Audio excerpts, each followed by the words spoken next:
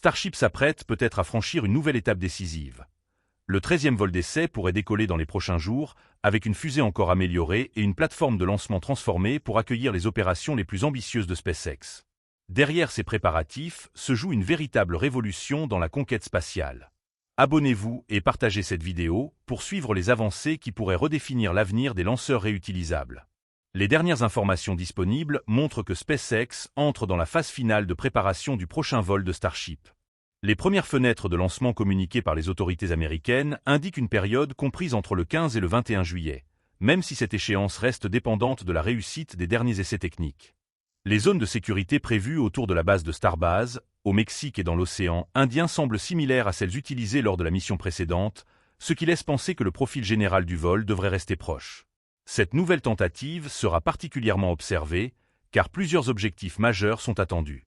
SpaceX espère améliorer la séparation entre les deux étages de la fusée, optimiser les performances du propulseur Super Heavy, éviter toute défaillance du moteur sous vide de Starship pendant la montée et réussir le rallumage d'un moteur Raptor directement dans l'espace.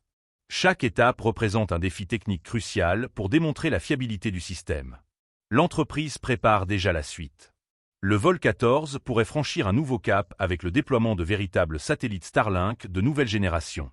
En attendant, un conteneur destiné à accueillir la charge utile Starlink a été aperçu en arrivée sur le site industriel de Starbase, avant son transfert vers les installations où le prochain vaisseau sera préparé.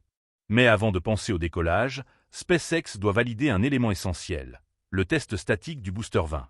La nouvelle plateforme de lancement numéro 2 est au cœur de cette préparation. Les structures temporaires ont été retirées, laissant apparaître une installation entièrement rénovée. La tour et plusieurs éléments de la plateforme ont reçu une nouvelle finition, tandis que les systèmes d'attache rapide du booster ont été vérifiés et remis en configuration opérationnelle. Les bras géants de la tour, surnommés Meshazia, ont également subi une série de tests impressionnants. SpaceX a effectué plusieurs mouvements répétés afin d'évaluer leur rapidité, leur précision et leur résistance mécanique. Les nouveaux actionneurs électriques semblent offrir une meilleure maîtrise que les anciens systèmes hydrauliques, avec des déplacements plus fluides et moins de vibrations. Ces essais ne sont pas seulement une démonstration spectaculaire. Ils permettent aux ingénieurs d'étudier les contraintes exercées sur la structure de la tour, notamment les phénomènes de résonance qui pourraient apparaître lors de la récupération du Super Heavy après son retour depuis l'espace. Pour SpaceX, chaque détail compte. Récupérer une fusée de cette taille représente un défi sans précédent dans l'histoire spatiale. Puis est venu le moment le plus attendu de la semaine. Le Booster 20 a quitté ses installations pour rejoindre la zone de lancement. Transporté avec précaution, il a été positionné entre les bras de la tour avant son installation sur la nouvelle plateforme.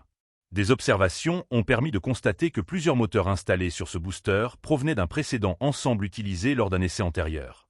Ces moteurs avaient été retirés après un arrêt brutal pendant un précédent test statique, puis examinés en profondeur avant de revenir dans le programme.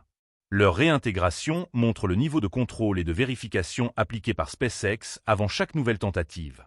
Après plusieurs contrôles de pression et de stabilité, les équipes ont rempli les réservoirs du booster avec de l'oxygène liquide et du méthane liquide.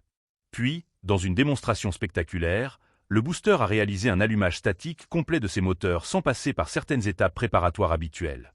Le test, qui a duré environ 25 secondes, a produit une puissance impressionnante, avec des ondes de choc visibles et une colonne de flammes rappelant l'énergie considérable développée par le lanceur le plus puissant jamais construit.